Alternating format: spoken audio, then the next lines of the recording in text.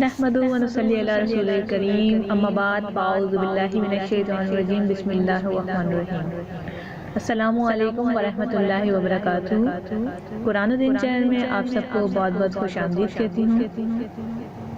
آج کل جو بہت زیادہ میسیجز موصول ہو رہے ہیں وہ ہیں شب معراج کے معافی کے میسیج آ رہے ہیں کہ ہمیں معاف کر دیجئے، اور اس طرح کے بہت زیادہ میسیجز آ رہے ہیں کہ فارگیٹ کے میسیج آ رہے ہیں کہ ہمیں فارگیو کے میسیج آ رہے ہیں کہ ہمیں جو ہے معاف کر دیں آپ، اگر ہم نے پورے سال کو گناہ کیا۔ دیکھیں اس میسیج کے لاسٹ میں آپ دیکھیں گے کہ لکھا ہوا ہوگا کہ آج رات نامہ اعمال چینج ہوگا، جس کی کوئی حقیقت نہیں ہے، یعنی کہ کوئی حدیث سے ثابت نہیں ہے کہ آج رات نامہ اعمال چینج ہوگا، نہ ہی قرآن میں کچھ ایسا لکھا ہے کہ شب معراج کی رات کو نامہ اعمال چینج ہوں گے تو آپ جو ہے سب سے معافی مانگیں۔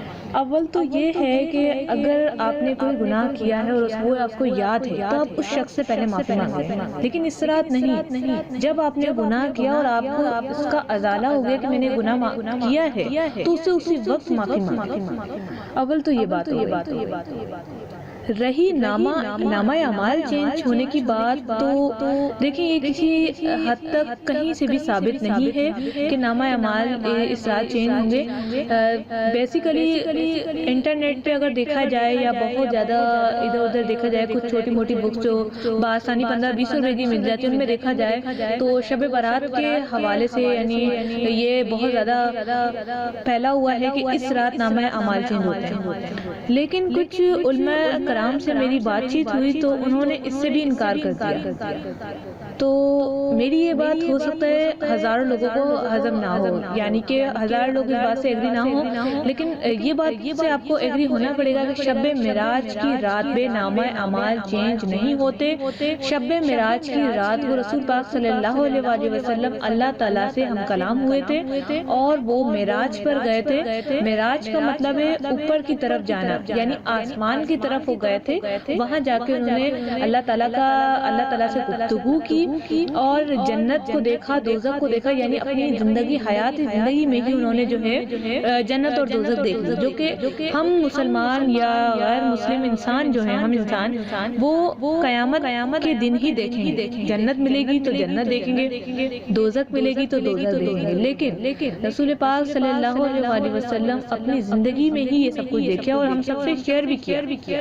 اگر آپ کوئی حدیث اٹھا لیں یا پھر کوئی کتاب دیکھ لیں تو اس میں رسول پاک صلی اللہ علیہ وآلہ وسلم نے ہر بات کو ڈسکرائب کیا ہے کہ انہوں نے وہاں کیا دیکھا۔ تو اس سے اچھی اور کیا بات ہو سکتی ہے کہ ایک شخص ہمیں خود گواہی دے رہا ہے کہ میں نے یہ سب دیکھا ہے، اور وہ بھی وہ جو اللہ کا محبوب ہے۔ تو میں یہی کہنا چاہوں گی کہ یہ میسیج کو آگے فارورڈ کرنے سے روکیں، ایسا کچھ بھی نہیں ہے۔ اور اگر شب برات کی حقیقت جس کے بارے میں میری ریسرچ چل رہی ہے، میں حدیثیں ڈھونڈ رہی ہوں، حدیث اور قرآن کے حوالے سے مجھے کچھ بھی ملا تو میں آپ سے بہت جلد شب برات سے پہلے ہی آپ سے شیئر کر دوں گی کہ یہ سچ ہے کہ نہیں، کہ نامہ اعمال چینج ہو رہے ہیں کہ نہیں، کیونکہ آدھی جگہوں سے جو انفارمیشن مل رہی ہے وہ یہ ہے کہ ہوتے ہیں، لیکن کچھ لوگ کہہ رہے ہیں نہیں ہوتے، لیکن زیادہ جو ہے لوگ یہی کہہ رہے ہیں کہ نہیں ہوتے۔ تو اس بات کی حقیقت جو ہے میں آپ سے انہی دنوں کے دوران جو شیئر کروں گی۔